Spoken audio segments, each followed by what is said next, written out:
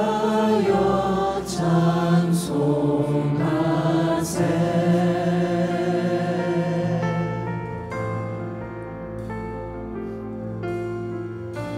찬송 성부 성자 성령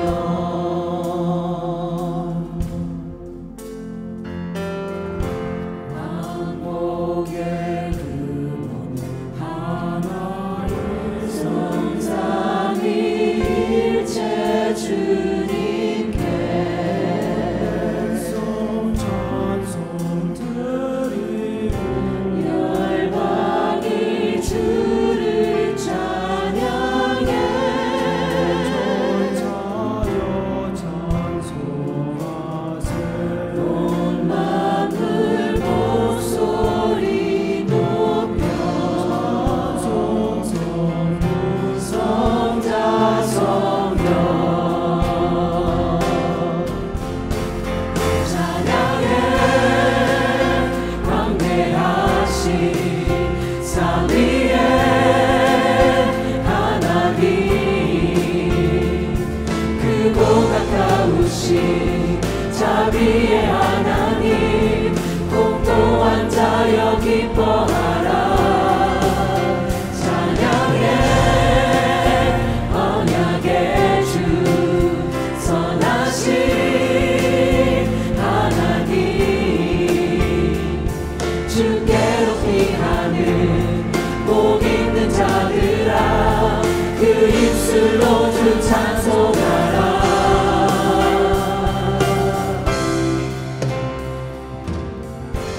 만복의 근원 하나님 성삼위일체 주님께 찬송 드리고 열방이 주를 찬양해. 찬송하세. 온 만물 목소리 높여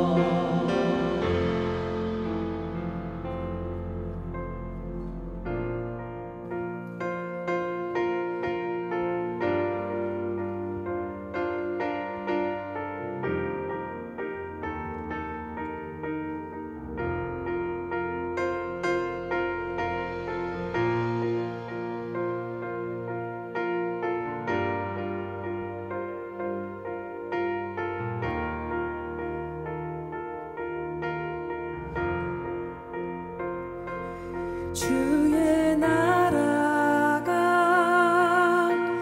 임할 때 하나님 임재하실 때 예배가 회복되며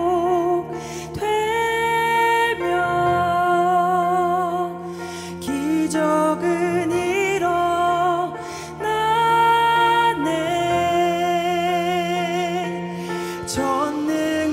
전능하신 주 영원하신 능력의 통치자 자유가 선포되어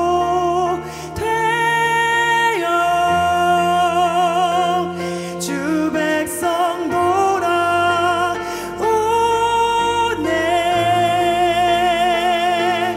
하나님 나라 임하소서. 영광과 존귀 능력과 위엄 놀라운 사랑의 기적의 하나님 지금 이곳에 오소서.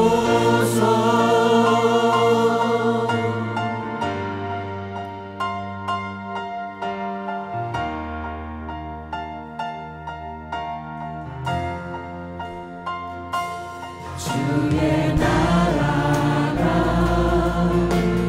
임할 때 하나님 임재하실 때 예배가 회복되며 기적은 일어나네.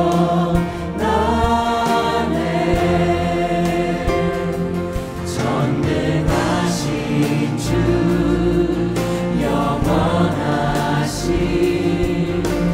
능력의 통치자 자유가 선포되어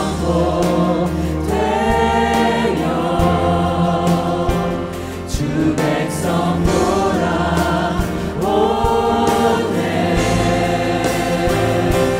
하나님 나라 임하소서.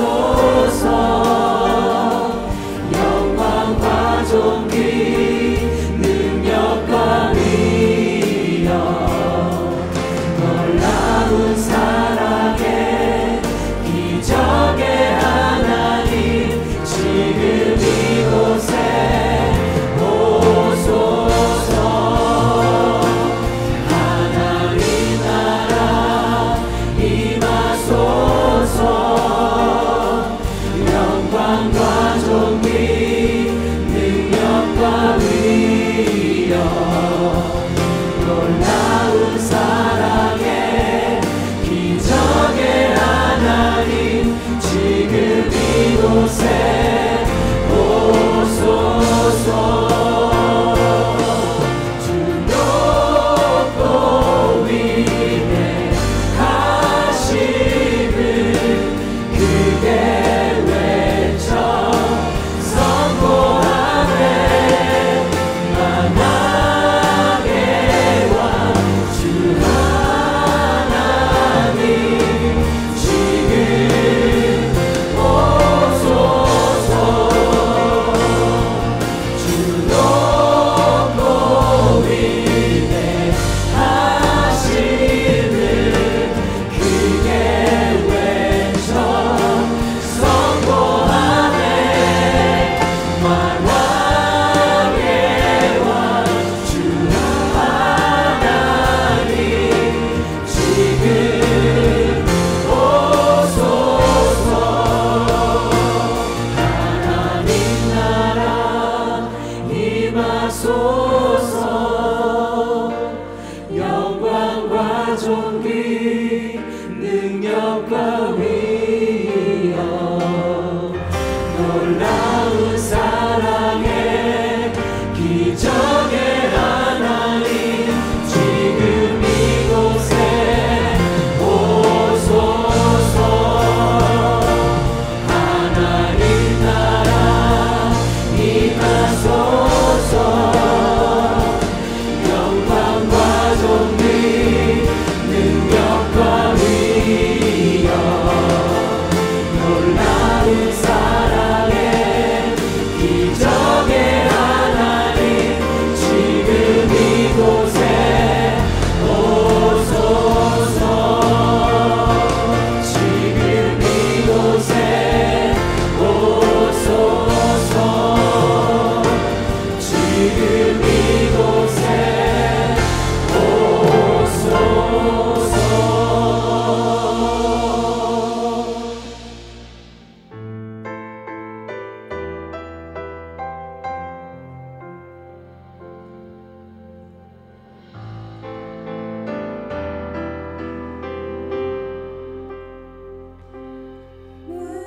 무뎌진 내 맘에 주 사랑이 많네.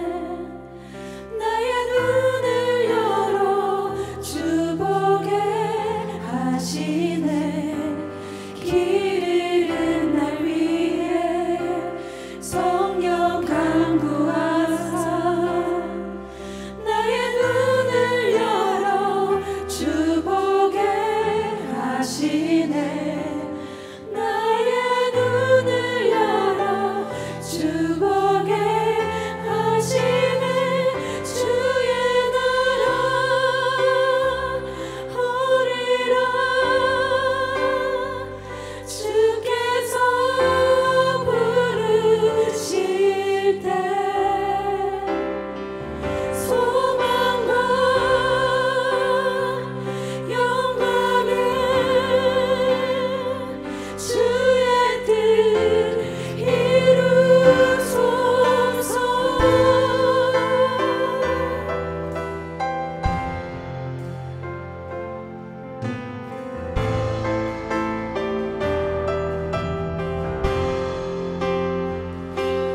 고난 지나가고 잠이 영원하네. 나의 눈을 열어 주 보게 하시네. 주를 찬양하며 기쁨의 길 가리. 나의 눈을 열어 주 보게 하시네. 나의 눈을 열어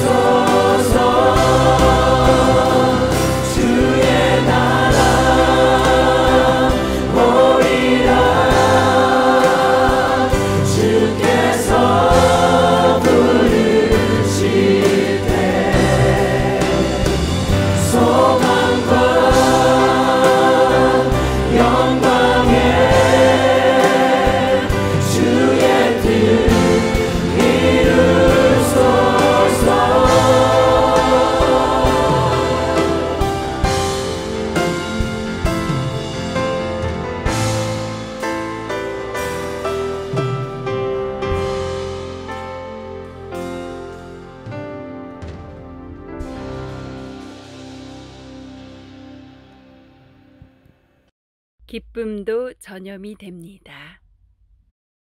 고린도후서 7장 12절로 16절까지 말씀입니다. 그런즉 내가 너희에게 쓴 것은 그 불의를 행한 자를 위한 것도 아니요 그 불의를 당한 자를 위한 것도 아니요 오직 우리를 위한 너희의 간절함이 하나님 앞에서 너희에게 나타나게 하려 함이로라. 이로 말미암아 우리가 위로를 받았고 우리가 받은 위로 위에 디도의 기쁨으로 우리가 더욱 많이 기뻐함은 그의 마음이 너희 무리로 말미암아 안심함을 얻었음이라. 내가 그에게 너희를 위하여 자랑한 것이 있더라도 부끄럽지 아니하니 우리가 너희에게 이른 말이 다 참된 것 같이 디도 앞에서 우리가 자랑한 것도 참되게 되었도다. 그가 너희 모든 사람들이 두려움과 떨므로 자기를 영접하여 순종한 것을 생각하고 너희를 향하여 그의 심정이 더욱 깊었으니 내가 범사에 너희를 신뢰하게 된 것을 기뻐하노라. 아멘. 아시는 대로 코로나 바이러스는 전염성이 강합니다. 그래서 빠른 속도로 전 세계적으로 번져가지 않았습니까? 불과 몇 개월 사이에 전 세계적으로 누적 환자 숫자가 1,800만 명이 넘었습니다. 미국은 지난 주간에 460만 명을 넘어섰고 캘리포니아에만 50만 명 이상의 확진자들이 있습니다. 이것은 바이러스가 가지고 있는 강한 전염성 때문에 그런 것입니다. 이 전염이라고 하는 것을 영어로 contagion이라고 그러죠. 본 형용사형으로 contagious 그렇게 이야기합니다. 이것은 한 사람에서 다른 사람에게로 번져간다는 뜻이죠. spread one person to another. 이와 같이 한 사람에게서 다른 사람에게로 번져가는 이 전염이라고 하는 것이 꼭 질병에만 해당되는 것일까요? 사실은 그렇지 않습니다. 인간이 가지고 있는 대부분의 것은 전염성을 가지고 있습니다. 예를 들어서 웃음도 전염이 됩니다. 한 사람이 웃으면 다른 사람도 덩달아 웃는 경우가 많습니다. 울음도 전염이 되죠. 유치부에서 사역하시는 교사님들이 가끔 그런 말 하십니다. 영화실에서 한 아기가 울면 모든 애들이 다 따라서 운다 그런 말을 합니다. 어른들도 마찬가지입니다. 특별히 여자분들 연속극을 보시다가 한 명이 찔끔찔끔 우시면 다 울기 시작하죠. 한참 울다가 물어봅니다. 근데 우리가 왜 울고 있느냐고. 그러면 되게 몰라요 왜 우는지. 이 울음이라고 하는 것도 우리도 모르는 사이에 전염이 되는 것입니다. 뿐만 아니라 행복도 전염이 됩니다. 몇 년 전에 미국의 유명한 강연 프로그램인 TED라고 하는 강연 프로그램이 있죠. Technology, Entertainment and Design. 그 분야의 가장 전문가들이 나와서 강연하는 유명한 강연입니다. 그 자리에 니콜라스 크리스타키스라고 하는 사람이 나와서 강연하는 영상을 제가 본 적이 있습니다. 이분은 하버드 의대를 졸업한 의사입니다. 동시에 유펜에서 사회학으로 PhD를 받은 사회학자이기도 합니다. 이분이 자기 친구 교수인 제임스 파울러 교수와 함께 1983년부터 2001년까지 병원 환자 5천 명을 대상으로 그들의 사회 연결망이 즉 소셜 네트워크가 행복에 미치는 영향을 연구를 했습니다. 그 결과 행복한 사람과 같이 있을수록 행복 지수가 높아진다는 사실을 과학적으로 증명을 했습니다. 우리가 상식적으로 알고 있긴 하지만 구체적인 과학적인 데이터를 가지고 증명을 한 것입니다. 그분에 의하면은 가족이나 친구가 행복한 사람은 행복 지수가 15.3% 증가한다고 했습니다. 심지어 전혀 만난 적이 없는 친구의 친구의 친구가 행복해도 환자 행복 지수가 올라갔다고 합니다. 왜냐하면 그 먼 친구의 행복이 결과적으로 자신에게까지 전이되어 왔기 때문에 그런 것입니다. 그래서 한 사람이 행복하면 반경 1.5km 안에 거주하는 사람들이 더불어 행복할 확률이 25% 상승한다고 합니다. 그러므로 가능하면 누굴 만나든 웃어주시기를 바랍니다. 괜히 밟은 표정 짓기보다는 스마일 하시게 되면 많은 사람들이 행복해하지 않겠습니까? 가정에 들어가실 때도 웬만한 일이 아니면 얼굴을 활짝 펴고 밝게 웃으며 들어가시기를 바랍니다. 그러면 온 가족이 기뻐하고 행복하게 되는 것입니다. 실제로 미국의 단편 소설 작가인 브래드 하트라고 하는 분이 쓴 수기가 있는데요. 그분의 수기에 이런 스토리가 나옵니다. 캘리포니아에 골드 러시가 일어났을 때 금광을 찾기 위해 수많은 사람들이 몰려왔던 시기가 있죠. 그때 많은 남자들이 금광을 찾겠다고 캘리포니아로 몰려왔습니다. 그것이 시작된 해가 1849년이었기 때문에 그때 온 사람들을 우리가 49ers라고 부르는 것입니다. 아신 대로 샌프란시스코 풋볼팀 이름이 뭐예요? 49ers죠. 캘리포니아에 사는 금광을 찾아온 사람들을 지칭하는 것입니다.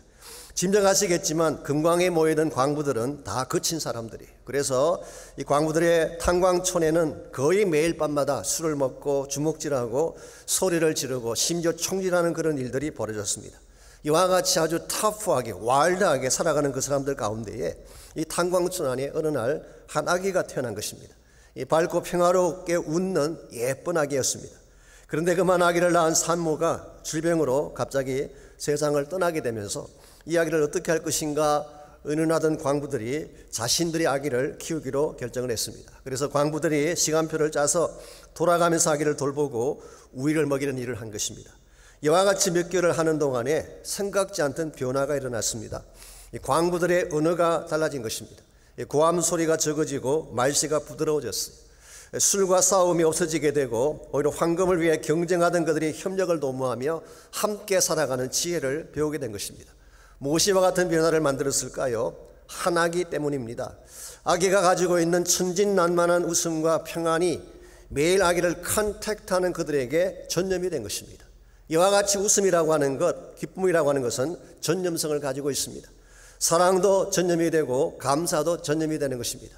반대로 우리가 우울해지게 되면 그것 자체가 또한 전념이 되어서 우리 아내를 우울하게 만들고 우리 자녀들을 우울하게 만드는 것입니다. 우리가 우울하면 신앙 공동체 전체가 어둡게 변할 수가 있습니다. 이런 면에서 여러분과 제가 영적으로 건강하고 밝게 산다고 하는 것은 하나님의 공동체를 밝게 만드는 데에 대단히 중요한 것입니다. 우리 한 사람이 기뻐하게 되면 그 영향이 가정도 기쁨으로 만들게 되고 공동체도 아름답게 만들기 때문에 우리는 반드시 기쁨을 품고 살아야 되고 기쁨을 나누며 살아야 하는 것입니다.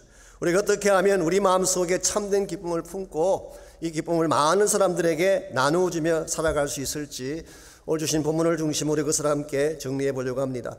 오늘 같이 읽은 본문에 보시면 한 사람의 기쁨이 공동체에 미치는 영향이었던가를 오늘 성경이 기록해 주고 있습니다. 이 기쁨을 시작한 사람을 오늘 성경은 디도라고 밝히고 있죠. 이 디도는 지난주에 말씀을 드린 것처럼 고린도 교회에 눈물의 편지를 전달한 사람으로 알려져 있습니다. 13절 말씀 잠깐 보시면 이와 같이 편지를 전달한 것이 가져온 축복이 어떠한지를 13절이 이렇게 묘사하고 있습니다. 이로 말미암아 우리가 위로를 받았고 우리가 받은 위로 위에 디도의 기쁨으로 우리가 더욱 많이 기뻐함은 그의 마음이 너희 무리로 말미암아 안심함을 얻었음이라고 했어요. 이로 말미암아라고 하는 것은 눈물의 편지로 말미암아 일어나게 된 고린도 교회의 변화를 말하는 것입니다. 그들이 회개하고 다시 바울에게 돌아온 사건을 말하는 것이죠. 이것이 바울에게 큰 위로를 주었대요. 그런데 이것 위에 또 한 가지 더 중요한 축복이 있는데 그것은 디도가 받은 기쁨이 우리를 더욱 기쁘게 했다는 사실이에요. 여기서 우리라고 하는 것은 바울을 포함한 바울의 일행을 말할 것입니다. 이 대목에서 사도 바울은 한 사람의 기쁨이 또 다른 사람에게 연쇄적으로 전파되어 간 사실을 밝혀주고 있습니다. 정리해드리자면 바울이 기뻐한 이유는 디도가 기뻐했기 때문입니다. 그렇다면 디도가 기뻐한 이유는 무엇 때문일까요? 고린도 교회가 그를 선대했기 때문이에요. 그래서 오늘 성경은 말하기를 너희 무리로 말미암아 디도가 안심함을 얻었다 그렇게 표현했어요. 문자적으로 해석을 하자면 너희들 때문에 그의 영이 새롭게 되었다 그런 뜻입니다. His spirit has been refreshed. 이것은 생기를 얻고 되살아나게 되었다 그런 뜻이죠. 자, 그렇다면 고린도 교회가 디도를 선대한 이유는 무엇일까요? 그것은 바울이 보낸 편지 때문이었어요. 이와 같이 이 모든 것이 연결되어져서 고린도 교회 전체와 바울 전체가 기쁨을 누리게 된 것, 이것을 우리가 기쁨의 연쇄작용이라고 할 수가 있습니다. 바울이 보낸 편지가 고린도 성도로 하여금 디도를 영접하게 했고 디도를 영접한 그 사실이 디도를 기쁘게 했고 디도가 기뻐한 그 사실이 바울을 기쁘게 했고 그 결과 온 교회와 바울의 일행 전체가 기쁨을 갖게 되는 것, 이게 바로 축복의 연쇄반응, 기쁨의 연쇄반응 현상이라고 할 수가 있습니다. 사랑하는 성도 여러분, 한 사람의 기쁨은 그 사람 하나로 끝나지 않습니다. 반드시 주변에 전파가 되고 공동체에 영향을 끼치는 것입니다. 그러므로 우리는 반드시 기쁨의 원천이 되어져서 우리 때문에 수많은 사람들이 기쁨의 영향을 받도록 또 그래서 변화가 일어나는 그런 삶을 추구해야 되는 것입니다. 우리가 아는 바처럼 우리가 사는 이 시대는 고통과 아픔이 악순환되어지는 시대를 살아가고 있습니다. 우리의 죄악이 불의를 낳고 그것이 다른 사람을 상하게 하고 한 걸음 더 나아가 이 사회를 병들게 하는 시대를 살아가고 있지 않습니까? 그래서 웃음을 잃어버린 사람들이 많습니다. 불신과 무기력 가운데 살아가는 사람들이 많습니다. 이와 같이 고통과 아픔이 악순환되는 이 시기에 그 악순환의 고리를 끊어버리고 기쁨이 선순환될 수 있도록, 축복이 선순환될 수 있도록 만들어야지 우리가 이 땅을 살면서 크리스찬으로서 바른 사명을 다 이루는 것입니다. 그러므로 우리가 물어야 할 질문은 이것입니다. 우리가 어떻게 할 때에 우리 때문에 기쁨이 나누어지게 되고 전파되어지게 되고 그 결과 많은 사람들이 복을 받으며 살아갈 수 있을까? 오늘 주신 본문을 통해서 한 3가지를 함께 정리해 보려고 합니다. 첫 번째로, 축복과 기쁨이 우리를 통해 나누어지기를 원한다면 우리에게 축복된 동기가 필요합니다. 우리 마음에 순수한 동기가 있어야지 이 기쁨을 나눌 수 있게 되는 것입니다. 12절을 보겠습니다. 그런즉 내가 너에게 선 것은 그 불의를 행한 자를 위한 것도 아니요 그 불의를 당한 자를 위한 것도 아니요 오직 우리를 위한 너희의 간절함이 하나님 앞에서 너희에게 나타나게 하려 함이라고 했습니다. 여기서 사도 바울은 눈물의 편지를 쓰게 된 동기를 밝히고 있는데요. 왜 쓰게 되느냐? 불의를 행한 자를 위한 것이 아니라고 했어요. 다른 말로 표현하면 즉 대적자들 보라고 보낸 편지가 아니었다는 것입니다. 또한 불의를 당한 자를 위한 것도 아니다. 여기서 불의를 당한 자는 거짓 교사에게 넘어간 사람들, 그래서 반대편에 합류했던 사람들을 의미하는 것이죠. 근데 바울은 그들을 위해서 쓴 것도 아니래요. 그럼 왜 이 편지를 썼느냐? 오직 우리를 위한 너희의 간절함이 하나님 앞에서 너희 자신들에게 나타나게 하기 위함이라고 했어요. 바울이 정령보고 싶었던 것은 고린도 성도 스스로가 다시 진실된 마음을 갖고 예전의 아름다운 모습을 회복하는 것입니다. 그 결과 그들이 얼마나 바울을 사랑했고 얼마나 하나님을 사랑했는지를 확인하고 싶은 것, 이것이 사도 바울이 바랬던 바람의 전부라고 할 수가 있습니다. 전역에 바울이 가지고 있는 순수한 동기를 잘 읽어볼 수가 있습니다. 자신이 당한 수모에 대한 분풀이나 자신이 원하는 바를 얻기 위한 수단으로 편지를 보낸 것이 아니라 오직 고린도 성도들이 바른 모습으로 돌아와서 영적으로 건강해지기를 바라는 마음, 이것이 사도 바울의 최대 관심사였고 이와 같이 이해관계가 걸리지 아니한 순수한 동기를 편지를 썼기 때문에 이것이 기쁨의 출발점이 된 것입니다. 오늘 여러분과 저의 삶 가운데도 이런 마음의 동기가 필요합니다. 상대를 축복하고 그 사람 자체를 소중히 여기는 마음이 있을 때에 우리를 통해 진정한 기쁨이 나누어지게 되는 것입니다. 근데 만일의 경우 상대를 나의 이익의 도구로 사용한다든가 나의 목표를 이루기 위한 수단으로 어뷰즈하게 된다면 축복의 통로는 막힐 수밖에 없습니다. 그런 면에서 우리가 순수한 마음으로 상대를 섬기고 순전한 마음으로 상대를 축복하게 되면 사실 결과적으로 그 축복이 우리에게도 돌아오게 되는 것입니다. 언젠가 한번 소개해드린 적이 있습니다만은 ABC 뉴스에서 5년 전에 이런 스토리를 방송한 적이 있습니다.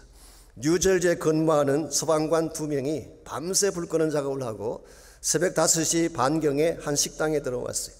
피곤하고 지치고 시장한 가운데에 자리에 앉자마자 웨이트리스에게 큰 컵에 가득 찬 커피 한 잔을 주문했습니다. The biggest cup of coffee. 가장 큰 잔에 커피를 담으십시오. 그리고 식사를 주문했는데 그 식사가 24시간 만에 먹는 첫 식사라고 했어요. 이 말을 들은 웨이트리스의 마음이 찡했습니다. 아니, 세상에 24시간 동안 이 타운을 지키고 사람들을 지키기 위해 밥도 먹지 못한 채 일을 하다니.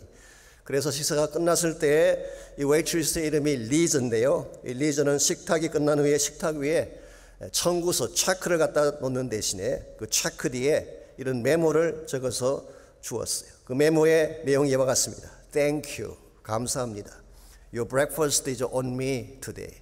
오늘 아침 식사는 제가 사도록 하겠습니다. 다른 사람들을 섬기기 위해 혼신을 다하는 당신의 모습에 감사드립니다. 이런 모습, 이런 내용이었어요. 작은 것이긴 하지만 지쳐있던 소방관들에게 얼마나 큰 격려가 됐겠어요. 알지도 못하는 한 자매가 불의로 아침 식사를 제공해 주었으니까. 근데 스토리는 여기서 끝나지 않습니다. 이 무조건적인 친절을 받은 소방관들이 그 메모를 사진으로 찍어서 페이스북에 올렸어요. 화면을 보시면 한번 볼 수 있습니다. 그리고 그 밑에 이렇게 적었습니다. If Liz happens to be your waitress, big tip. 만일 리즈가 웨이트리스입니다. 당신을 서브를 할 경우가 생긴다면 팁을 많이 놓아주십시오. 이걸 페이스북에 올렸더니요, 엄청난 반응들이 일어났습니다. 그녀가 누구냐? 자기도 그녀에게 빅팁을 주고 싶다. 혹시 결혼은 했느냐? 뭐 여러 가지 많은 반응들이 쇄도했어요. 근데 더 놀라운 사실이 뭔지 아십니까? 이 자매님의 아버지가 전신마비로 누워 계시는데 낮에는 아버지를 간호하고 밤에는 식당에 나와서 일을 하면서 아버지의 휠체어 구입을 위해서 뛰고 있다는 사실이 알려졌어요.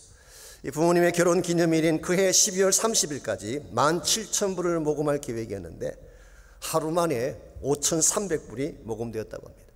이것을 미국 사람들은 pay it forward라고 부릅니다. pay it forward. 앞쪽으로 은혜를 갚는다. 뭐 그렇게 해석할 수 있는 것이죠. 내가 받은 은혜를 다른 사람에게 또 전달해 주는 것입니다. 그럼 그 전달된 그 축복이 다시 돌고 돌아서 나에게 오는, 이게 사실은 성경이 말하고 있는 축복의 원리이기도 합니다. 전도서 11장 1절에 보면 이런 말씀이 나옵니다. 너는 내 떡을 물 위에 던져라. 여러 날 후에 도로 찾으리라고 했어요. 세상에 어떤 사람이 흘러가는 강물 위에 떡을 던질 자가 어디 있겠어요? 빵을 던지면 떠내려가면 끝인데 얼마나 어리석은 투자같이 보입니까? 그런데 성경은 우리의 떡을 흘러가는 강물에 던지래요. 그러면 여러 날 후에 다시 찾게 된다. 이게 무슨 의미일까요? 아마 이런 의미가 담겨져 있다고 생각합니다. 나는 먹지 못하지만 이 떡을 던지게 되면 누군가 강 밑에 있는 누군가가 그 떡을 먹지 않겠습니까? 그럼 내가 먹지 못하더라도 누군가가 이 떡을 먹고 살아난다면 이건 낭비가 아니라는 거예요. 이것은 오히려 축복을 만드는 길이라는 것입니다. 이와 같이 아무런 사심 없이 그냥 떡을 강물에 던지듯이 베풀게 되면 결과적으로는 그 축복이 나에게 되돌아와서 나를 부유하게 만든다, 그런 뜻이. 이게 성경이 말씀하고 있는 축복의 원리입니다. 여러분 가지의 삶 가운데에 이와 같이 아무런 사심 없이 바른 동기로 나의 소중한 것을 나누려고 하기 시작할 때에 여러분을 통해서 축복이 전달되어지게 되고 기쁨의 역사들이 일어나게 되는 것입니다. 그래서 우리가 먼저 이 기쁨을 나누는 자가 되기를 원하면은 우리 마음의 동기가 순수해야 되는 것입니다. 두 번째로 합당한 헌신이 필요합니다. 축복과 기쁨을 전파하는 것은 앉아서 말만 한다고 되는 것은 아니죠. 여기 합당한 헌신을 할 때에 기쁨의 물꼬가 터지게 되는 것입니다.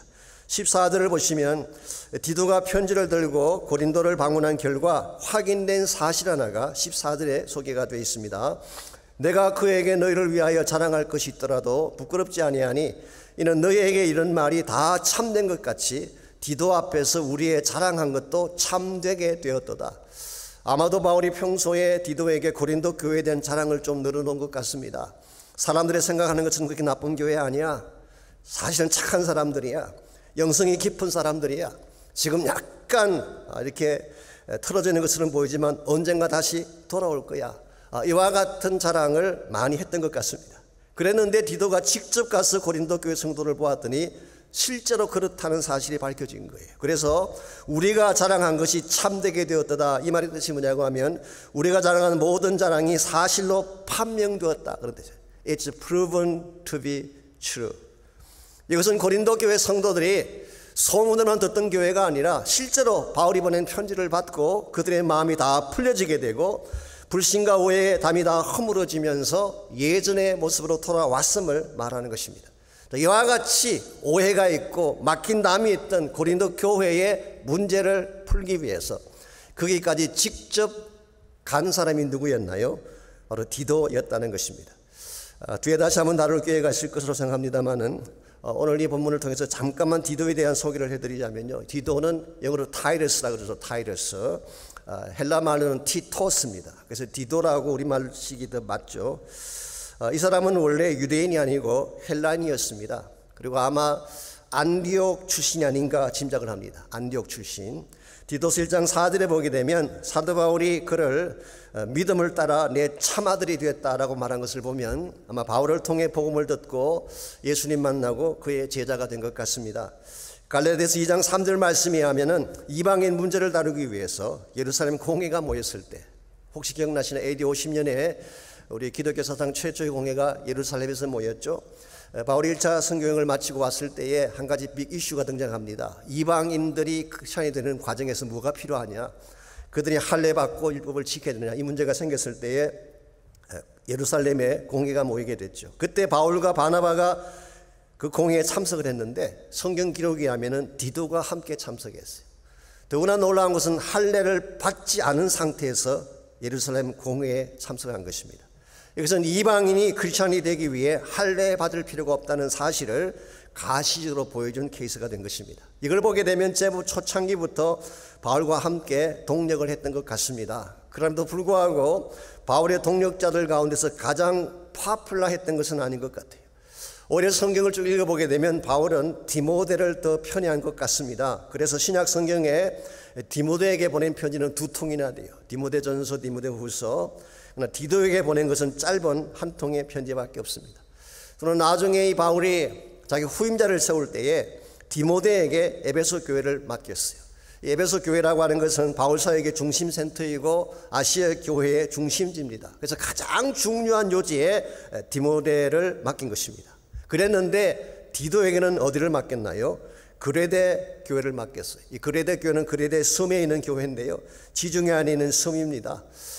성경에 의하면 그곳 사람들은 짐승과 같다고 할 정도로 굉장히 와일드한 사람들이 꽉 차 있는 지역, 그러므로 험악한 목회지 중에 하나라고 말할 수가 있습니다. 이와 같은 것을 정리해 보게 되면 유명세로 따지자면 디모데보다 못한 것처럼 느껴지는데요, 그러나 결정적인 순간에 가장 중요한 일을 해결한 것은 디도였다는 거예요. 우리가 이미 살펴본 것처럼 고린도 교회 문제가 터졌을 때에 디모데는 해결을 못했어요. 고린도서 16장 10절에 보게 되면 사실은 바울이 디모데를 먼저 고린도에 보냈죠. 근데 문제가 풀리지 않았어요. 그랬는데 디도를 보냈더니 오랫동안 풀지 못했던 교회 문제가 풀린 것입니다. 이런 측면에서 디도는 비록 유명한 사람은 아닐지 모르지만 주님이 가장 필요로 할 때 문제를 풀어내는 해결사라고 할 수가 있습니다. 하나님 나라에 이런 사람이 많아야 된다고 생각합니다. 직함이나 자랑하고 뭘 좀 하면 상승이나 내는 그런 사람이 아니라 꼭 필요로 할 때에 주님 내가 여기 있습니다, 나를 사용해 주십시오. 이와 같이 하나님이 꼭 필요로 하는 곳에 적절하게 쓰임받을 수 있는 사람, 이게 바로 디도 같은 인물이에요. 솔직히 디도가 눈물의 편지 혹은 준한 책망의 편지라고 할 수 있죠. 이것을 들고 고린도 교회를 갔습니다마는 결코 쉬운 태스크가 아니었습니다. 왜냐하면 이때가 바울이 아픔의 방문을 하고 돌아온 직후였기 때문에, 쉽게 표현하면 적대감이 팽배해 있을 때였습니다. 바울을 면전해서 쫓아낸 그 사람들이 디도를 그냥 둘 수 있겠어요? 아마 더 심한 수모를 주고 쫓아낼 수 있는 그런 상황이었습니다. 그럼에도 불구하고 디도는 단신으로 적진에 뛰어들어갔고 자신의 안위나 자신의 평안을 생각한 것이 아니라 이것이 교회를 살리고 바울의 선교 사역을 세우는 것이라면 무엇이든 하겠다는 헌신으로 디도는 고린도 교회로 간 것입니다. 저는 이와 같은 것을 헌신이라고 부르고 싶습니다. 참된 헌신은 막힌 담을 허물고 축복과 기쁨을 가져오는 것입니다. 오늘 이 시대 그리스도인이라는 이름을 가진 분은 참 많지만 위험을 무릅쓰고 기꺼이 자신을 던질 수 있는 헌신의 사람은 그렇게 많지 않아요. 그러나 하나님이 찾으시는 사람, 주님이 가장 필요로 하는 사람은 하나님이 꼭 필요로 하는 곳에 자신을 드리는 사람들입니다. 저는 헌신에 대해 생각할 때마다 항상 떠오르는 스토리가 하나 있습니다. 그것은 바로 사무엘하 23장에 나오는 다윗의 세 용사에 대한 이야기입니다. 이 사무엘하 23장은 다윗이 그의 말년에 자기 인생을 회고하는 중에 그가 나이 들어서도 잊지 못할 사람들의 무용담을 기록해 놓은 것이 사무엘하 23장이죠. 그 무용담 중에 한번 이런 일이 있었습니다. 그 당시 다윗은 사울에게 쫓겨다니면서 아둘람 굴 속에 망명생활을 하고 있을 때인데요, 때마침 그때 블레셋 군대가 침공을 해서 다윗의 고향 땅인 베들레헴을 점령하게 됐습니다. 그때에 그 베들레헴을 향해서 다윗이 쳐다보면서 너무 목을 말라하면서 누가 베들레헴 성문 곁으로 가서 거기에는 우물을 떠다가 나로 하여금 마시게 할 수 있느냐, 그런 이야기를 했어요. 어떻게 보면 좀 철이 없어 보이는 듯한 요구처럼 보입니다. 지금 전쟁이 한참 진행 중인데 블레셋 군대가 점령한 그 지역에 어떻게 우물물을 깃기 위해 뛰어갈 수가 있다는 것입니까? 더구나 아둘람굴에서 베들레헴까지는 40km가 넘는 길이라고 합니다. 우리 식으로 하면 100리가 넘는 길이에요. 그 먼 길을 적진을 뚫고 지나가서 우물에 있는 물을 뜨거라고 하는 이 요구, 이게 합리적인 요구일까요? 여러분이나 제가 만일 이와 같은 요청을 받았다면 어떻게 반응했을까요? 아마 질문이 많았을 것입니다. 꼭 가야 되느냐고, 합리적이냐고 많이 따지고 물었을 거예요. 근데 성경을 보십시오. 이 세 용사는 어떤 질문도 던지지 않았어요. 왜 가야 하는지 이유도 묻지 않았어요. 그냥 다윗이 목말라 한다고 하니까 두말 없이 뛰어나갔어요. 그리고 적진을 뚫고 지나가서 우물물을 길러 가지고 온 것입니다. 그때 이 우물물을 받아든 다윗이 어떻게 했는지 아세요? 그 물을 여호와의 제단 앞에 부어드리면서 말하기를 나는 이 물을 마실 수가 없습니다. 이 물은 목숨을 걸고 갔던 그 사람들의 피라는 고백을 했어요. 이것은 단순히 물에 대한 사건이 아니다 그런 뜻이에요. 자기의 죽으니 목말라 할 때에 그 마음을 시원케 해드리기 위해서 생명을 걸었던 사건인 것입니다. 그렇기 때문에 다윗은 이것을 하나님이 받으셔야 될 가장 아름다운 헌신으로 생각하고 여호와의 제단 앞에 그 물을 내어드린 것입니다. 오늘과 저에게 이와 같은 헌신이 필요합니다. 주님 목말라 하실 때에 그분의 마음을 시원하게 해드릴 수 있다면 어디든 갈 수 있는 헌신이 있어야지 하나님 나라의 문이 열려지게 되는 것입니다. 우리 얼마나 많이 따집니까? 얼마나 많이 계산하나요? 나의 안위와 평안을 얼마나 많이 생각합니까? 그러나 하나님께서 진짜 필요로 할 때에 주님이 나를 사용하기를 원한다면 내가 기꺼이 가겠습니다라고 할 때에 바로 그곳에 기쁨의 생수가 터져나오게 되고 복음의 강수가 터져나오게 되는 것입니다. 이와 같이 우리가 참된 의미에서 기쁨을 전파하고 복음의 축복을 나누기를 원하신다면 1차적으로 우리 마음의 동기가 순수해야 돼요. 어떤 히든 어젠다나 개인적인 이익관계가 개입되면 안 돼요. 순수한 동기로 해야 됩니다. 두 번째로 그것이 합당한 헌신을 드려야 되는 것입니다. 마지막 세 번째로 필요한 것이 우리가 정말 축복과 기쁨을 나누기를 원한다면 그것을 통해 맺게 될 건강한 열매가 있어야 돼요. 건강한 열매. 우리가 기쁨을 전파하고 축복을 전파하게 되면 반드시 맺혀지게 되는 열매가 있습니다. 이 열매가 확실해야지 우리 삶의 방향이 바로 된 것입니다. 15절과 16절을 보시게 되면 디도를 통해 맺혀진 열매를 이렇게 소개하고 있습니다. 15절 16절입니다. 그가 너희 모든 사람들이 두려움과 떨므로 자기를 영접하여 순종한 것을 생각하고 너희를 향하여 그의 심정이 더욱 깊었으니 내가 범사에 너희를 신뢰하게 된 것을 기뻐하노라. 여기에 사실은 두 가지 열매가 소개되어 있습니다. 첫 번째 열매는 고린도 성도들이 맺었던 열매죠. 그것은 디도를 영접하고 순종한 열매입니다.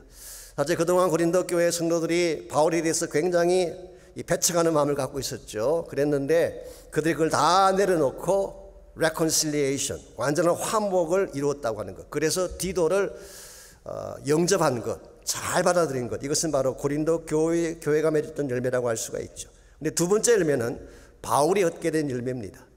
오늘 16절에 보시면은 범사에 그들을 신뢰하게 되었다고 했는데요. 다른 말로 표현하면 깨어졌던 모든 신뢰가 회복되어지고 드디어 고린도 교회가 바울이 신뢰할 동력자 교회가 되었다 그런 뜻이에요. 고린도 교회는 더 이상 트러블 메이커가 아니에요.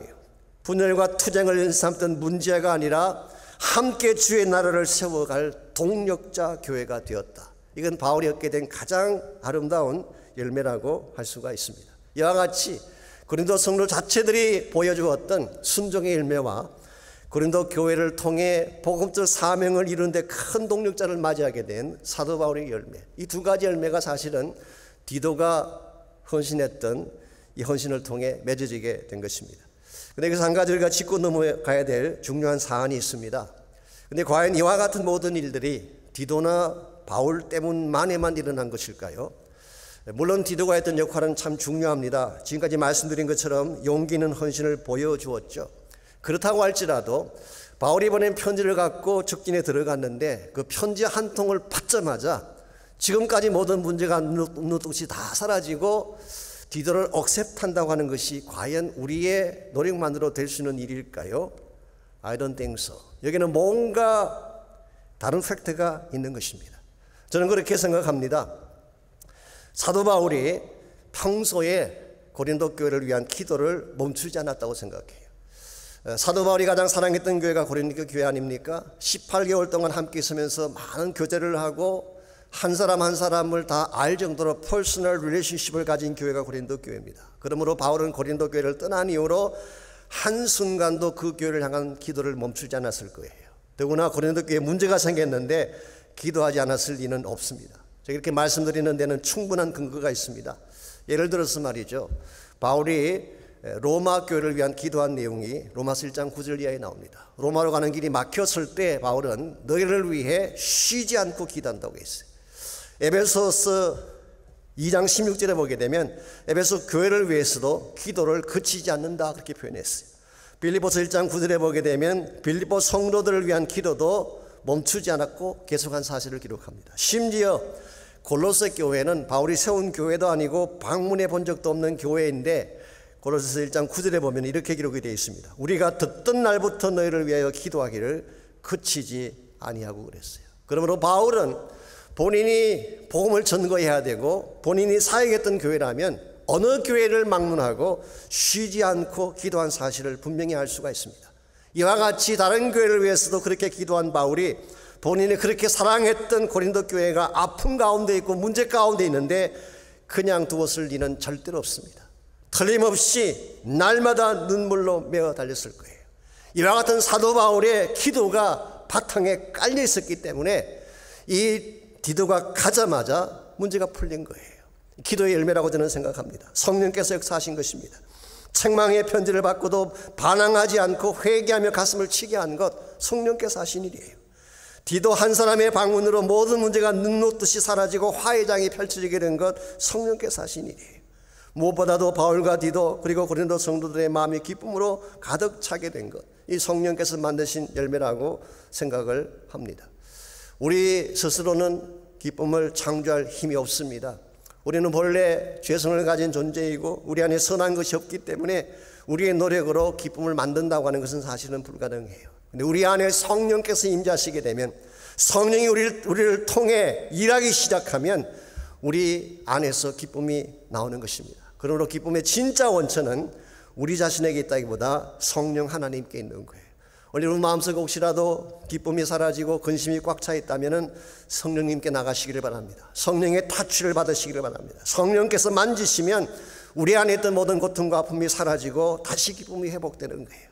하나님의 몸된 교회가 컴플릿 가운데 있고 갈등이나 아픔 속에 있다면 하나님의 교회가 성령의 운행하심을 경험해야 돼요. 성령이 가득 차 운행하게 되면 어떤 교회든지 하나가 될 수 있고 새로운 회복을 가져오게 되는 것입니다. 이런 측면에서 우리가 사는 이 시대는 웃음을 잃고 사는 시대, 너무나 지치고 피곤하기 때문에 다들 기진맥진한 가운데 사는 시대가 이 시대인데, 여러분과 저는 이 시대 속에 들어가서 이와 같은 고통의 악순환의 고리를 끊고 이제는 기쁨을 나누어주고 축복을 나누어주는 새로운 축복의 선순환을 만들 수 있는 사람들로 살아가야 합니다. 사실 기쁨이라고 하는 것은 환경이 꼭 좋다고 주어지는 건 아닙니다. 오히려 힘들지만 진짜 감사하고 찬송하다 보면 기쁨이 우리에게 주어지는 거예요. 제가 오래전에 한국을 나갔다가 공항에서 책을 한 권 샀는데요. 책 제목이 약이 되는 말이라고 하는 책을 제가 샀습니다. 명성교회 집사님이 쓰신 책인데요. 그 책에 보게 되면 남해의 어떤 한 마을은 싸움을 할 때 주먹이나 몸으로 싸우지 않고 노래로 싸운다고 합니다. 이게 오래전부터 내려오는 그 마을의 전통이래요. 그래서 어떤 사람이 화가 나서 상대에 대해서 막 싸우려고 할 경우에는 손을 서지 않고 노래를 부르는 것입니다. 야, 이 나쁜 놈아, 노래를 부르면 다른 사람이 받아가지고 또 노래를 부르면 뭐가 나쁜데요? 그리고 노래를 부르는 것입니다. 그럼 또 노래를 부르면 또 노래가 나오고, 이렇게 서로 노래를 주고받는 동안에 한두 사람, 마을 사람들이 모이기 시작하고 그들도 같이 그 노래에 조인을 하게 됩니다. 그러다 보면 어느 사회인가 처음 가졌던 마음의 분노는 간 곳이 없고 함께 춤추며 노래하고 화해를 이루게 된다. 참으로 조상들이 물려준 지혜로운 전통이 아닐 수가 없습니다. 아무리 우리 마음속에 다툼이 있고 고통이 있어도요, 찬양이 우리 마음을 지배하게 되면 그 고통은 떠나가게 되는 것입니다. 이런 면에서 무슨 일이 생기든 성령 안에서 찬양하시기를 바랍니다. 환경이 나를 어렵게 만들고 족쇄와도 성령 안에서 예배자가 되시고 기쁨으로 찬양하며 나가시기를 바랍니다. 그러면 하나님께서 우리의 마음 가운데에 세상이 줄 수 없는 기쁨의 샘물을 부어주시고, 이 기쁨이 터져 나오게 되면 주변 사람들에게 그 기쁨이 나누어지게 되고 많은 사람들을 하나님께로 인도하게 되는 것입니다. 혹시 여러분의 마음이 상했습니까? 성령님께 나오셔서 성령의 기름 부음을 받으시기를 바랍니다. 그렇게 하시면은 이사야 61장에 약속된 것처럼 죄가 변하여 화환이 되고 슬픔이 변하여 기쁨의 기름이 되고 근심 대신 찬송의 옷을 입게 될 줄 믿습니다. 이것이 우리 크리스찬이 살아야 될 삶의 방향이고 기쁨을 통해 해야 될 우리의 사명이라고 할 수가 있겠습니다.